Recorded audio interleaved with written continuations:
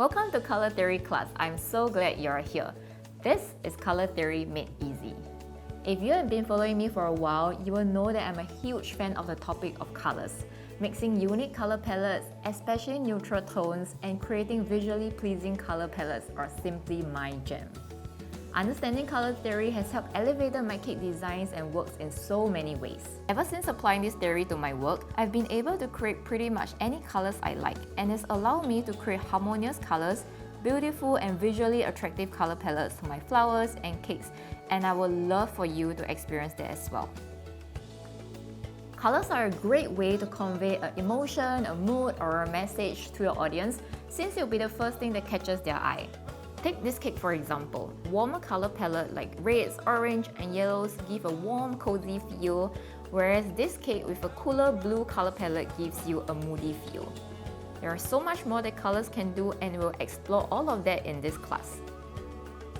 The main reason why I've designed this course is because over the years I've been receiving messages from you guys and I hear your struggles. Struggles like, what type of colorings do you use? How do you choose your colors to work with? How do you achieve natural and neutral colors? I love the colors you use for your cakes and flowers, but how do you even mix them? Color mixing is so frustrating. I keep getting stuck. And I really want to help lift that load off you. I know how you feel because I once struggled with colors as well. I've designed this course to be broken down into 4 different parts to help you understand all about colors and how to mix any colors you like to achieve. First, we'll go through the basic terms of color theory to help you get all warmed up. Then we'll dive into color mixing and some demonstration to show you how the theory works. Next, we'll be going through color schemes so you know how to create cohesive color palettes. Lastly, we'll take all of the above that we've learned and apply it here. I will show you how I create 3 popular color schemes that are universally used and the different ways that you can mix all these different colors. Color theory is not restricted to just wafer paper. It can be applied to buttercream, fondant, gum paste, royal icing, and paints if you're a painter.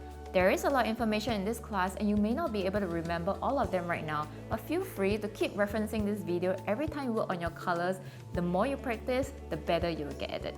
I hope this class will help you and inspire you to pick up your colors and start exploring them today. Now once you're ready, let's move on to part 1 of our color theory class.